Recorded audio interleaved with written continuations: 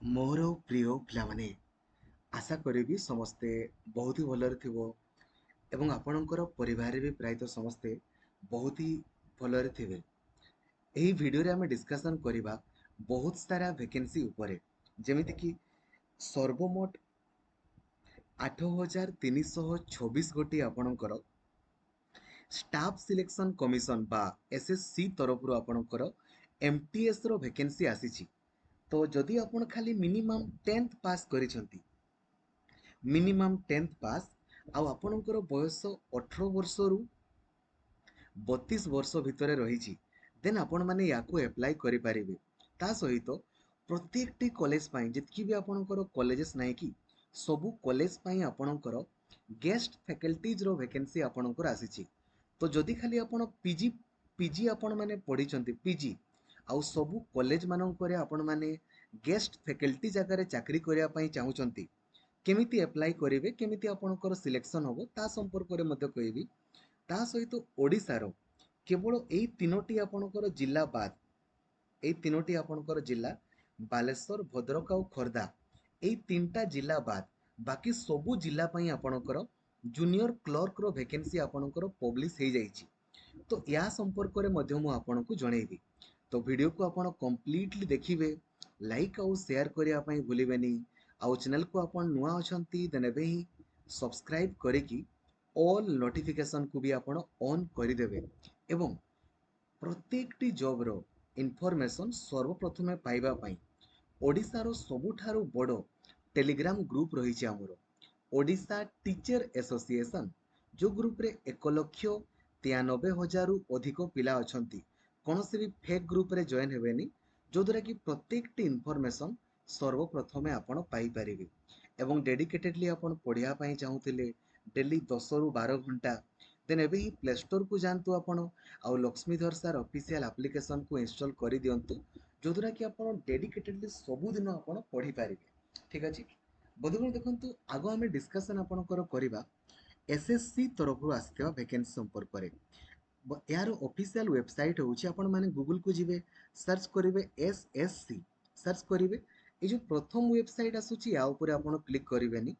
ଯେଉଁ second website ଆପଣଙ୍କର ଆସୁଛି ssc.gov.in, ୟା ଉପରେ ଆପଣ କ୍ଲିକ୍ କରିବେ। ଯେମିତି ଆପଣ ୟା ଉପରେ କ୍ଲିକ୍ କରିବେ, ଦେଖନ୍ତୁ ଜୁନ୍ 27ର ଏଇଟା ହେଉଛି ଆପଣଙ୍କର full notification, notice of multitasking non technical staff.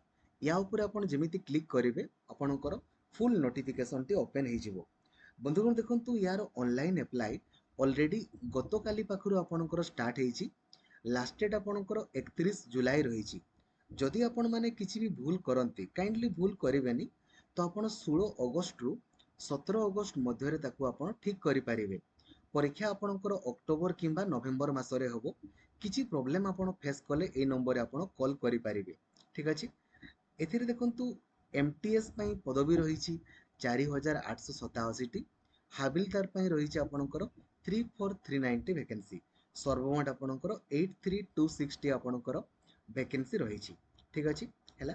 ଯଦି ଆମେ ଏଥିରେ ଆପଣଙ୍କୁ ଡିସ୍କସନ୍ କରିବା ଏଜ୍ ଲିମିଟ୍ ସମ୍ପର୍କରେ, ଦେନ୍ ଏଜ୍ ଲିମିଟ୍ ଆପଣଙ୍କୁ ଦେଖନ୍ତୁ 18ରୁ 27 ବର୍ଷ ହେଇଥିବ, କିନ୍ତୁ ST SC ମାନଙ୍କର 5 ବର୍ଷ ବଢ଼ିଯିବ। ତ 18ରୁ ଆପଣଙ୍କର 32 ବର୍ଷ ଭିତରେ ଥିଲେ ଆପ୍ଲାଏ କରିପାରିବେ। OBC ମାନଙ୍କର 3 ବର୍ଷ ବଢ଼ିଯିବ, 18ରୁ 30 ବର୍ଷ ଭିତରେ ଥିଲେ ଆପଣ ଆପ୍ଲାଏ କରିପାରିବେ। ଏଜ୍ ଲିମିଟ୍ ସମ୍ପର୍କରେ ଆପଣ ଜାଣିଗଲେ।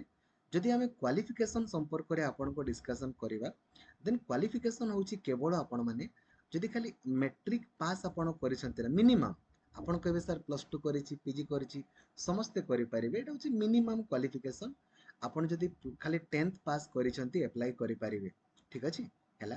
କ୍ୱାଲିଫିକେସନ୍ ଆପଣ ଜାଣିଗଲେ। ଏବେ ଦେଖନ୍ତୁ ଏଇଠି ଗୋଟେ ଜିନିଷ ଆପଣଙ୍କର କ'ଣ ଲେଖା ହେଇଛି, କ୍ୱାଲିଫିକେସନ୍ ସମ୍ପର୍କରେ ଆପଣ କହିଲି। ଏବେ ଆସନ୍ତୁ ଡିସ୍କସନ୍ କରିବା। ଆପ୍ଲାଏ କରିବା ପାଇଁ କୌଣସି ବି ଟଙ୍କା ଆପଣମାନଙ୍କର ପଡ଼ିବନି, ବିଲକୁଲ ଫ୍ରି ଆପ୍ଲାଏ କରିବେ। କେଉଁମାନେ ଦେଖନ୍ତୁ, ସବୁ ଝିଅମାନଙ୍କର ବିଲକୁଲ ଫ୍ରି ଆପ୍ଲାଏ, ST ମାନଙ୍କର ଫ୍ରି, SC ମାନଙ୍କର, ଦିବ୍ୟାଙ୍ଗ ମାନଙ୍କର, ଏକ୍ସ ସର୍ଭିସମ୍ୟାନ୍ ମାନଙ୍କର ଫ୍ରି। ତାହେଲେ 100 ଟଙ୍କା କେଉଁମାନଙ୍କର ପଡ଼ିବ ନା ଜେନେରାଲ ଆଉ OBC ପୁଅମାନଙ୍କର, ଖାଲି ଜେନେରାଲ ଆଉ OBC ପୁଅମାନଙ୍କୁ 100 ଟଙ୍କା ପଡ଼ିବ। ବାଦ ବାକି ସମସ୍ତଙ୍କର ଆପ୍ଲାଏ ବିଲକୁଲ ଫ୍ରି ଅଫ୍ କଷ୍ଟରେ ହେବ, କୌଣସି ବି ଟଙ୍କା ଆପଣଙ୍କର ଦେବାକୁ ପଡ଼ିବ ନାହିଁ। ଜାଣିଗଲେ।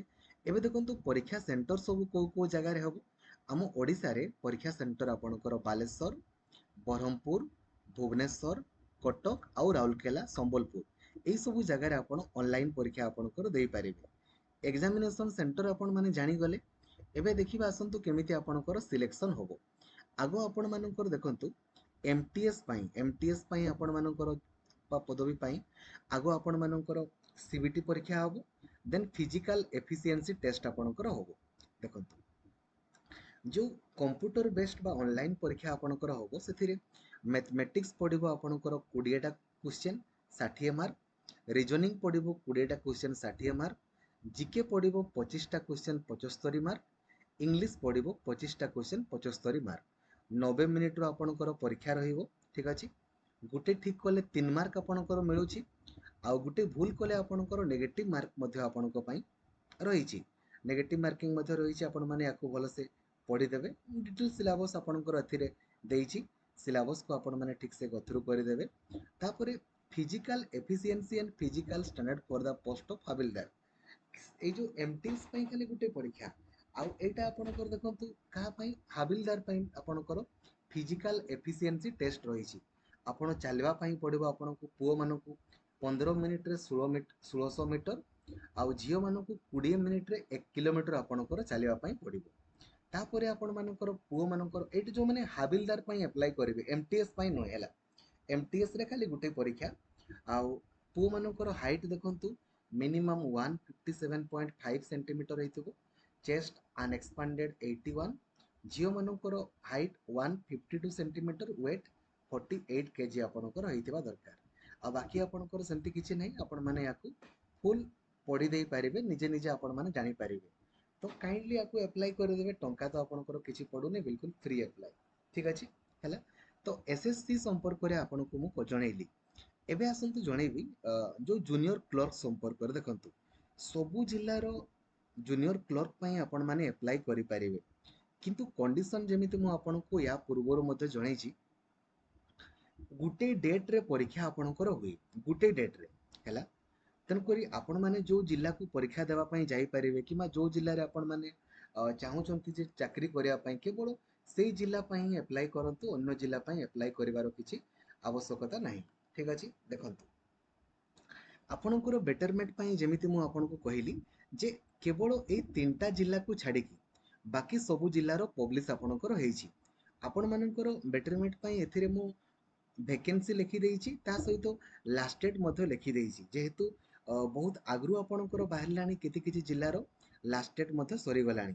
ଆପଣ ଦେଖିଦିଅନ୍ତୁ, ଭିଡ଼ିଓକୁ ପଜ୍ କରନ୍ତୁ, ମୁଁ ଟିକେ ଟିକେ ସ୍କ୍ରୋଲ୍ ଡାଉନ୍ କରୁଛି। ଆପଣମାନେ ଲାଷ୍ଟ ଡେଟ୍କୁ ମଧ୍ୟ ଦେଖିବେ ହେଲା, ନିଜ ନିଜ ଜିଲ୍ଲାର। ଆଉ ଆପଣଙ୍କର ନିଜ ନିଜ ଜିଲ୍ଲାର ଭେକେନ୍ସି ମଧ୍ୟ ଆପଣମାନେ ଦେଖିଦିଅନ୍ତୁ। ଠିକ୍ ଅଛି। ଭିଡ଼ିଓକୁ ପଜ୍ କରିକି ଆପଣ ଦେଖିବେ ସର୍ବମୋଟ ଆପଣଙ୍କର ଯେଉଁ ଭେକେନ୍ସି ରହିଛି 416ଟି ଆପଣଙ୍କର ଭେକେନ୍ସି ରହିଛି। 416ଟି ଆପଣଙ୍କର ଭେକେନ୍ସି ରହିଛି। ଏବେ ଦେଖନ୍ତୁ କେମିତି ଆପ୍ଲାଏ କରିବେ ତା ସମ୍ପର୍କରେ କହୁଛି। ଗୋଟେ ଏକ୍ଜାମ୍ପଲ୍ ଦେଖେଇଦେବି, ଆପଣମାନେ ନିଜେ ନିଜେ କରିପାରିବେ। ସିମ୍ପଲି ଗୁଗୁଲରେ ଆପଣ ସର୍ଚ୍ଚ କରିବେ ଡିଷ୍ଟ୍ରିକ୍ଟ ଇ କୋର୍ଟ। ଯେମିତି ଆପଣ ସର୍ଚ୍ଚ କରିବେ, ଯେଉଁ ପ୍ରଥମ ୱେବସାଇଟ୍ଟି ଆପଣଙ୍କର ଆସିବ district.ecort.gov.in, এই ୟା ଉପରେ ଆପଣ କ୍ଲିକ୍ କରିବେ। ଯେମିତି କ୍ଲିକ୍ କରିବେ, ଆମ ରାଜ୍ୟ ଓଡ଼ିଶା ଅଟେ, ଓଡ଼ିଶା ଉପରେ ଆପଣ କ୍ଲିକ୍ କଲେ। ଏବେ ଯେମିତି ମୁଁ କହିଲି ସେ 3ଟା ଜିଲ୍ଲା ବାଦ୍ ସବୁ ଜିଲ୍ଲାର ଭେକେନ୍ସି ଆପଣଙ୍କର ବାହାରି ଯାଇଛି। ମୁଁ ଏକ୍ଜାମ୍ପଲ୍ ଅନୁସାରେ ଆପଣଙ୍କର ଗୋଟେ କିଛି ବି ଜିଲ୍ଲା, ଧରାଯାଉ ମାଲକାନଗିରି, ମୁଁ ଆପଣଙ୍କୁ ଦେଖେଇ ଦେଉଛି। ମାଲକାନଗିରି ହେଲା ଧରାଯାଉ, ମାଲକାନଗିରି ଆପଣଙ୍କର ଏଇଠି ରହିଛି। ୟା ଉପରେ କ୍ଲିକ୍ କଲି। ଯେମିତି ମୁଁ ୟା ଉପରେ କ୍ଲିକ୍ କଲି, ଦେଖନ୍ତୁ ଏଇଠି ଲେଖା ହେଇଛି ନୋଟିସେସ୍। এই ନୋଟିସେସ୍ ଉପରେ କ୍ଲିକ୍ କରିକି ରିକ୍ରୁଟମେଣ୍ଟକୁ ଆପଣ ଯିବେ। ରିକ୍ରୁଟମେଣ୍ଟକୁ ଗଲା ପରେ ଦେଖନ୍ତୁ ଏଇଟା ହେଉଛି ଆପଣଙ୍କର ନୋଟିଫିକେସନ୍। ୟା ଉପରେ ଆପଣ କ୍ଲିକ୍ କରିକି ଆପଣଙ୍କର PDFଟିକୁ ଆପଣ ଓପେନ୍ କରିପାରିବେ। ଠିକ୍ ଅଛି। ତ ସର୍ବମୋଟ ଦେଖନ୍ତୁ ଭେକେନ୍ସି ମାଲକାନଗିରିରେ 12ଟି ଆପଣଙ୍କ ରହିଛି, ଜୁନିୟର କ୍ଲର୍କ ପାଇଁ 6ଟି, ଷ୍ଟେନୋଗ୍ରାଫର ପାଇଁ 4ଟି, ଜୁନିୟର ଟାଇପିଷ୍ଟ ପାଇଁ 2ଟି। ଏବଂ ଏହାର ସବୁ ପ୍ରିଭିୟସ୍ ଇୟର୍ କ୍ୱେଶ୍ଚନ୍ କେଉଁଠୁ ପାଇବେ ଦେଖନ୍ତୁ, ଓଡ଼ିଶା ଟିଚର ଆସୋସିଏସନ୍ ଗ୍ରୁପକୁ ଗଲା ପରେ ଏଠି ଫାଇଲ୍ସକୁ ଆପଣ ଯିବେ, ଖାଲି ଲେଖିବେ ଆପଣଙ୍କର ଜୁନିୟର କ୍ଲର୍କ, ଆପଣ ଲେଖିଦେବେ ଜୁନିୟର କ୍ଲର୍କ। ଯେମିତି ଲେଖିଦେବେ ନା, ଯେତିକି ବି ପରୀକ୍ଷା ହେଇଛି ସବୁ କ୍ୱେଶ୍ଚନ୍ ଆପଣଙ୍କୁ ଗୋଟେ ଜାଗାରେ ଆପଣଙ୍କର ମିଳିଯିବ। ଠିକ୍ ଅଛି। ଏହା ପରମାନେଣ୍ଟ ଚାକିରି ଆପଣଙ୍କର ଅଟେ। ସାଲାରୀ ଆପଣ ଦେଖିଦିଅନ୍ତୁ, ବହୁତ ଭଲ ସାଲାରୀ ଆପଣଙ୍କର ରହିଛି।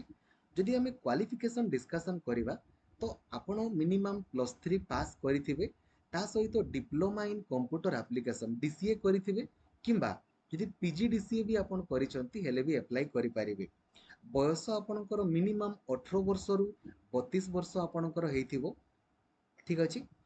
आउ देखंतु ए जूनियर क्लर्क पई आपणकर किछि भी टाइपिंग दरकार नै, किंतु टाइपिस्ट पई टाइपिंग दरकार, स्टेनोग्राफर पई स्टेनोग्राफी आपणकर आसुथिबा दरकार। ठीक अछि हैला। एबे कोनोसी भी टंका पडिबोनी आपणकर अप्लाई करिया पई। सबु जिल्लार सेम जिंस सिलेक्शन केमितिका हबो देखंतु आपणकर ऑफलाइन परीक्षा हबो जोथिरे देखंतु एडा होची जूनियर क्लर्क पई, एटा होची आपणकर सिलेक्शन प्रोसेस।